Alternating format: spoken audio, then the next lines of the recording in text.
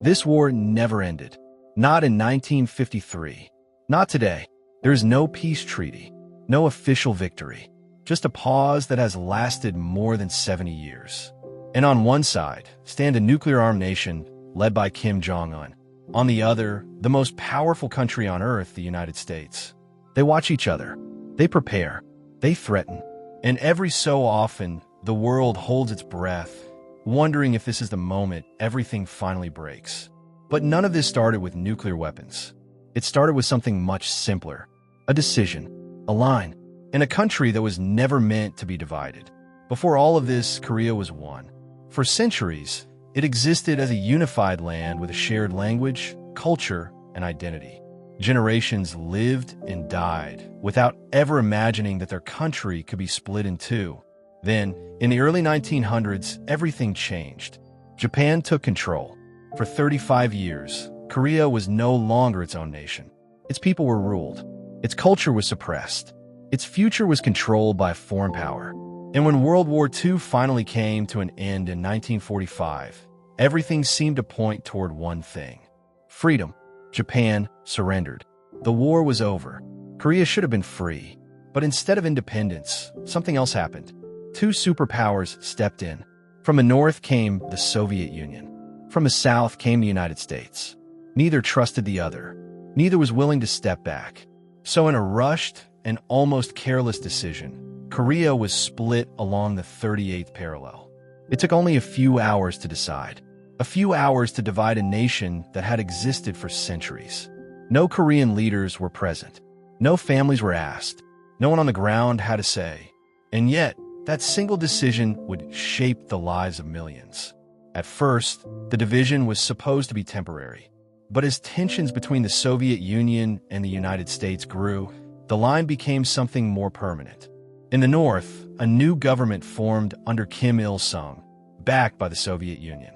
In the south, a separate government rose with support from the United States. Two systems, two ideologies, two completely different visions of the future, each claiming legitimacy, each refusing to recognize the other. And slowly, the tension began to build, not all at once, but steadily, quietly, until it reached a breaking point. In June 1950, that tension finally exploded. North Korean forces crossed the border without warning. Tanks rolled south. Soldiers advanced rapidly. Cities fell one after another. Panic spread. Within days, it looked like South Korea might collapse completely. But just as quickly as the war began, it drew in the world. The United States intervened, leading a United Nations force to defend the South. Troops arrived. Equipment poured in. And suddenly, the momentum shifted. North Korean forces were pushed back. For a moment, it seemed like the war might end with a decisive victory for the South and its allies. But that moment did not last, because another power was watching closely. China. Fearing the presence of U.S. forces near its border, China made its move. Hundreds of thousands of soldiers crossed into Korea. And once again, everything changed. The battlefield shifted. The lines moved.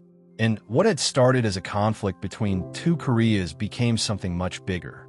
A proxy war, a clash between global superpowers, communism versus capitalism, East versus West. The war that followed was brutal beyond imagination. Winters froze soldiers where they stood.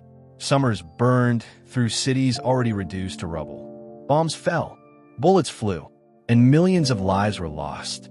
Not just soldiers, civilians. Families, entire communities caught in the middle of a war they did not choose.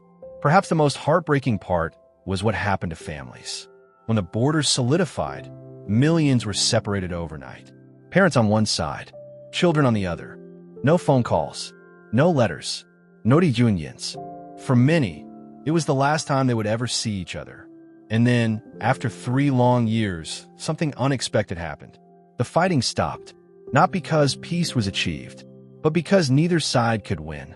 In 1953, a ceasefire agreement was signed. Not a peace treaty, a ceasefire. And that detail changes everything. Because the Korean War never officially ended. Which means, even today, the war still exists. It is paused. not finished. The line that once divided the country became something far more dangerous. The demilitarized zone, a heavily fortified border stretching across the peninsula, lined with fences, landmines, and armed soldiers standing just meters apart, watching each other in silence, waiting. Decades passed, but instead of healing, the divide only deepened. South Korea began to transform. Its economy grew rapidly. Its cities became modern and connected to the world. It became a global player. But North Korea moved in a different direction. It became increasingly isolated, closed off from much of the outside world, controlled tightly from within. And over time, its leadership came to see the world through a single lens. Threat, because from their perspective, the war had never ended, and the enemy was still there, waiting. So North Korea made a decision that would change everything. It pursued nuclear weapons, not just as a symbol of power, but as a shield, a way to ensure survival. Because history had shown something they could not ignore. Countries without nuclear weapons could be overthrown, but those with them were far harder to challenge. And this is where the situation becomes truly dangerous. Because now, a country that believes it is still at war with the United States has the power to strike with devastating force. Over the years, the tension has never really disappeared. Missile tests send warnings across the world. Military exercises signal strength. Words are exchanged. Threats are made. And each time, the world watches closely. Because no one knows how far it could go. Then, in 2018, something happened that seemed almost impossible. For the first time in history, a sitting U.S. President, Donald Trump, met directly with Kim Jong-un. The images were historic. Two leaders who had once traded threats, now standing face to face. Talking, smiling. For a brief moment, it felt like everything might change. That decades of hostility might finally come to an end. But beneath the surface, one problem remained. Trust, or rather, the complete absence of it. Negotiations stalled, promises faded, and slowly, the tension returned. Because this conflict is not just about history. It is about fear. North Korea fears invasion. The United States fears unpredictability. And both sides are locked in a cycle that feeds itself. One builds weapons, the other responds. One makes threats, the other escalates. And the cycle continues. So today, more than 70 years later, the war is still not over. No peace treaty, no true resolution, just a fragile pause. A pause that has lasted decades, but could end at any moment. And that raises a question that should concern everyone. What happens if that pause finally breaks? What happens if the next conflict is not contained?